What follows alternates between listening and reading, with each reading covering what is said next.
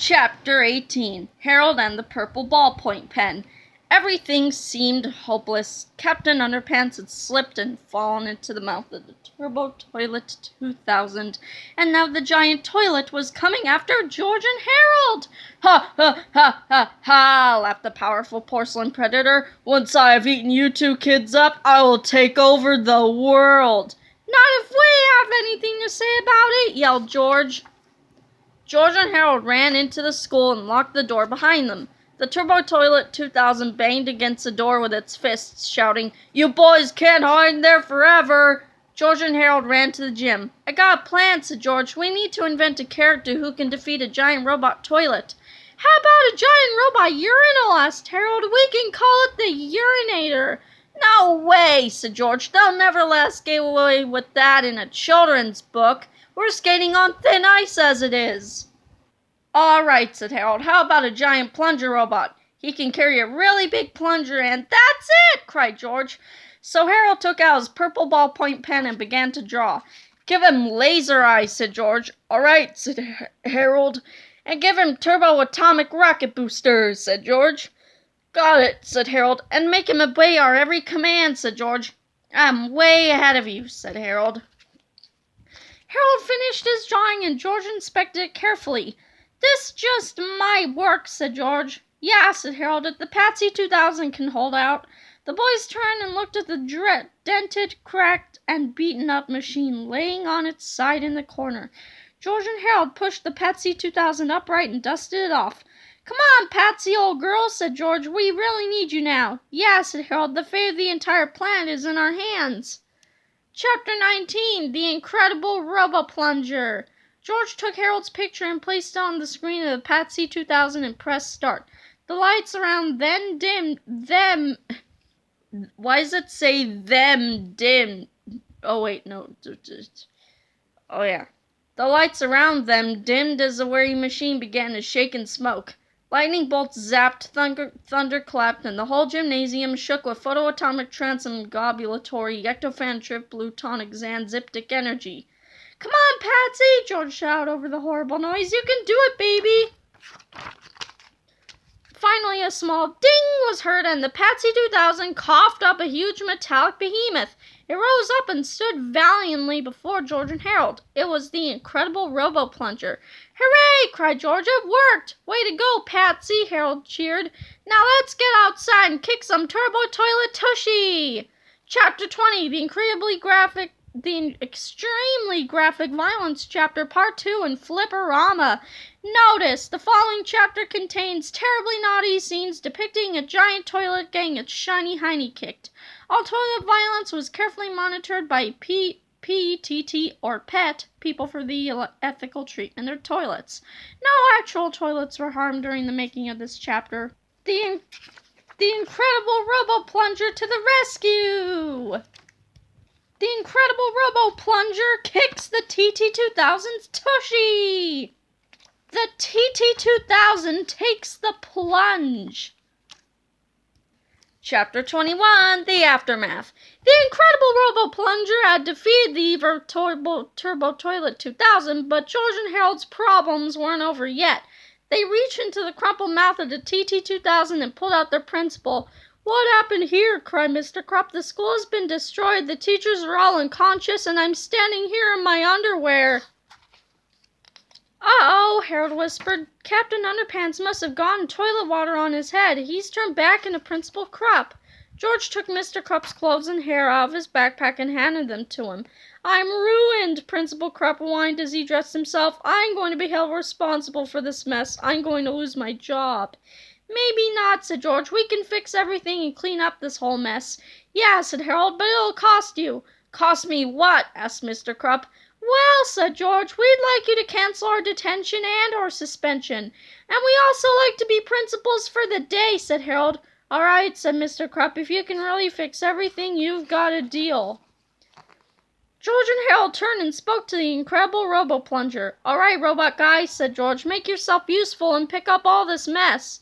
"Yeah, and fix up the school, too," said Harold. "Use your laser eyes to repair all the broken windows and stuff. And when you're done," said George, "take all the evidence and fly it up to Uranus." "And don't come back," said Harold.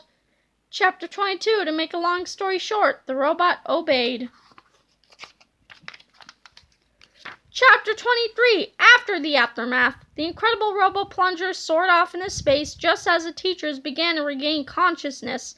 I just had the strangest dream, said Miss Rebel. It was all about these evil toilets who wanted to take over the world. We had the same dream too, said the other teachers. Well, said Mr. Krupp, things turned out all right after all. Not quite, said George. It's payback time. Chapter 24, Principles for the Day, or the Invention, Convention, Detention, Suspension, Prevention. Attention, students, said George over the intercom the following day. This is Principal George. You are all excused from classes today. There will be no homework or tests, and everybody gets an A+ for the day. That's right, said Principal Harold. Also, we're hosting an all-day recess outside, complete with free pizza, french fries, cotton candy, and a live DJ. Now go outside and play.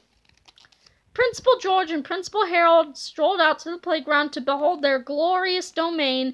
George got a slice of pepperoni pizza while Harold made himself a banana split at the all-you-can-eat ice cream sundae bar.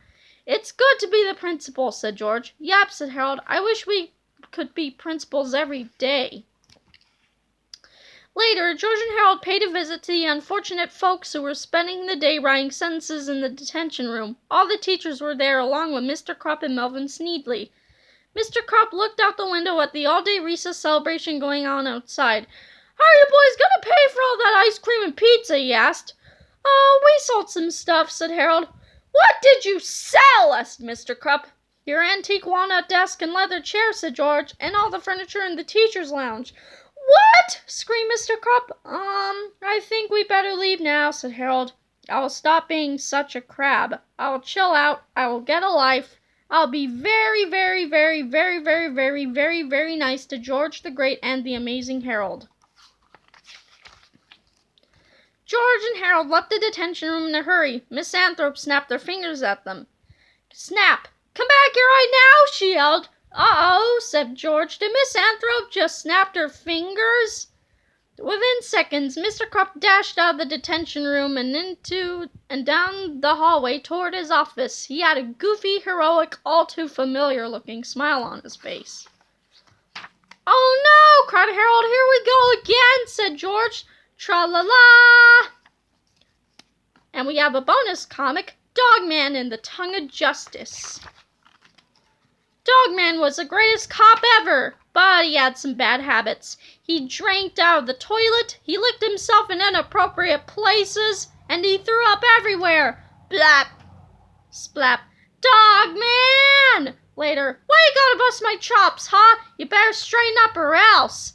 Dogman promised to be a better man, but could he be a better dog? Meanwhile, across town, Petey was up to his old tricks. Ha ha ha! I've invented an evil potion. It turns people into mindless zombies. I'll put a few drops on these air fresheners, and when folks smell them, they will have to obey me. Petey snuck to the police station and put an air freshener in every cop car. Ha ha! Soon every cop will be my slave. Later, ring. Hello? There's a bank robbery. Where? At the bank. Oh. The cops ran to their cars. Whee, whee, zoom. But then, sniff, sniff, must obey Petey. Soon every cop became a mindless zombie.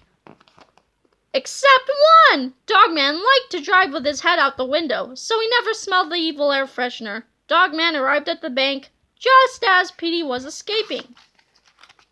Calling all zombie cops! Meet me at Petey's secret lab and make it snappy. Yes, Master Petey, we will obey. Dogman chased Petey all across town and into his secret lab.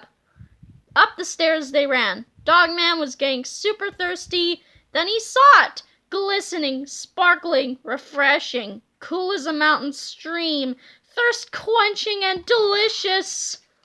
Glug, glug, glug. Ah! Dogman ran up to the next floor, where a big surprise awaited for him. Ha, ha, ha! All cops are now my slaves! Destroy Dogman! Yes, Master Petey. Is this the end for Dogman? Of course it is! There's only one antidote to my zombie potion, and I keep it safely hidden where nobody will ever find it. Downstairs my shiny white toilet bowl. Dogman had to act fast, so he thought up a 3-step plan. Triple flip-a-ramas. Step 1. Retrieve the antidote. Step 2. Collect the antidote. Step 3. Apply the antidote. Dogman licked all cops' faces, and soon, hey, we ain't zombies no more. Hooray for Dogman! Rats, coming soon. A collection of George and Harold's early works, Dogman, World's Greatest Cop, featuring rare mini-comics, extended versions, lots of never-before-seen stuff. Fun facts! Fun fact 1. When he was in the 3rd grade, Dave Pilkey made a comic book called Captain Underpants and the Attack of the Talking Toilet. It was about an evil scientist who created a potion that brought things to life. The scientist flushed a dangerous potion down the toilet, hoping to get rid of it. Unfortunately, it brought the toilet back to life instead. That simple comic book story created in 1975 was the inspiration for this epic novel. Fun fact number 2. You might notice a theme in George and Harold's comic books. The gym teacher always gets attacked by the villains, but nobody seems to care. This theme occurs again and again because many of Dave Pilkey's former gym teachers were really mean to him. So let this be a lesson to gym teachers all over the world. Be nice to your students, or someday they might grow up and get revenge by making fun of you in their epic novels. Note, Dave's lawyer told him to use the word many. Fun fact number 3. The term invention convention was coined by Dave's Uncle Peter. Peter Pilkey is a retired school teacher from Berea, Ohio, who used to host an invention convention at his school every year. Note, despite popular speculation, Dave's Uncle Peter has never had anything to do with a peck of pickled peppers.